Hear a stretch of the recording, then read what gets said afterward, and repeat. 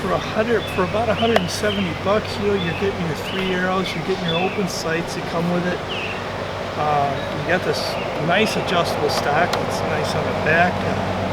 You do have to buy the CO2 separately, and that's going to cost you a few dollars. But I think overall, I think this is if you want to get into an airbow and you're not really sure that that's going to be something you're going to like or not, and you want to try it without spending a ton of money, I don't think you're going to beat this.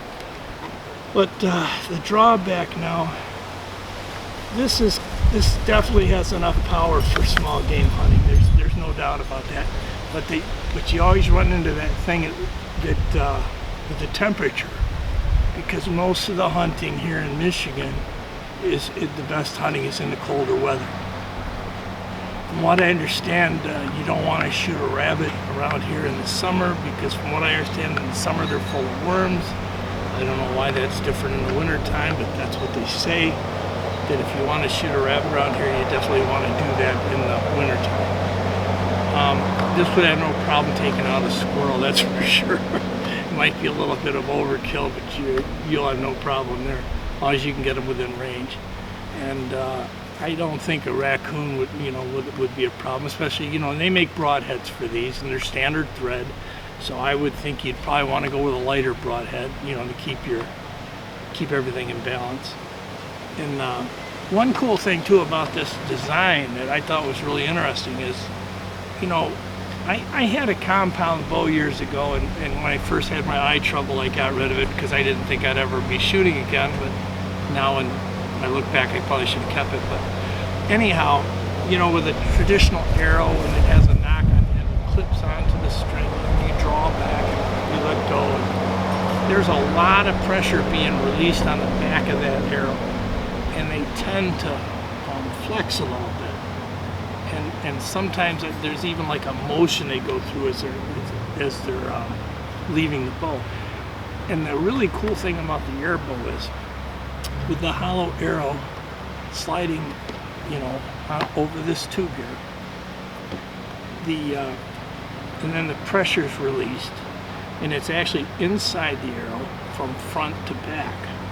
So you don't have that flex or that torque being asserted from the back of the arrow.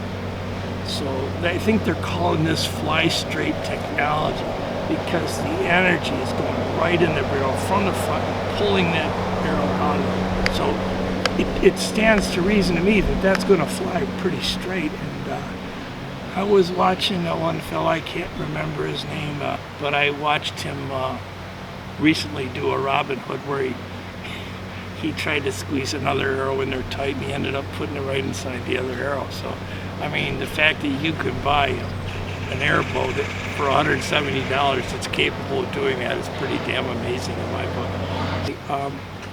I will be doing a shooting video on this once I get my backstop, and I familiarize myself with this a little better before I shoot it.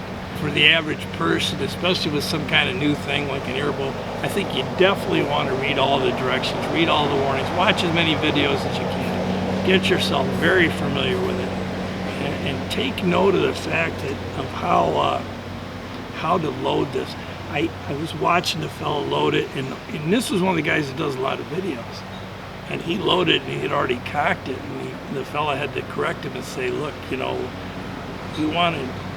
got the safety on, you're not cocked, you slide the arrow in, it clicks down, now it's locked in, now you get, in your shooting position, you cock it, and when you're ready to shoot, then you release the safety. Because, this is something, you don't want this thing live until you're ready to pull the trigger. This thing has a potential of being very dangerous, if not used properly. I mean that. Used properly, it's no problem. But that's what I say. I think it's very important to familiarize yourself with it as much as you can before you use it. Just be a whole lot safer. And the overall looks, you can judge that for yourself. When I saw that video, I thought it was going to look a lot cheaper, and it is plastic, but it's a good quality.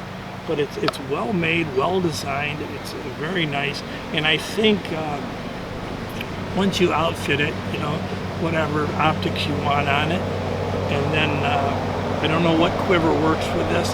Oh, another thing too, you got these slots here, but I didn't see anything in there yet about if M-LOK will work in these. I don't know if they're the right spec for that.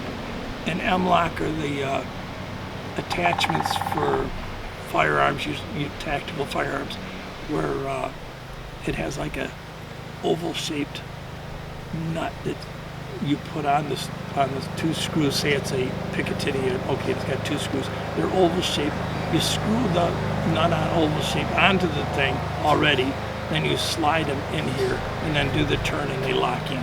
Now these look like M-LOK, but I don't know that they are, and I don't know if they're the right dimension. I don't even know if they're the right thickness, so I'll have to find out about that, or if somebody knows the answer to that, feel free to post it down below. So this is take one. I don't know if we're going to be able to salvage a video out of this mess or not. If not, we'll try it again later, but this is our first run, and my neighbor's tractor just backfired. So you know, that's the way it goes. And now that I'm done talking about it, it's like dead quiet. It's funny. Kind of works out that way. Anyway, until next time, shoot safe, be safe, and have fun. And I'll get back to you soon about shooting this thing as soon as I'm set up for it. And take care.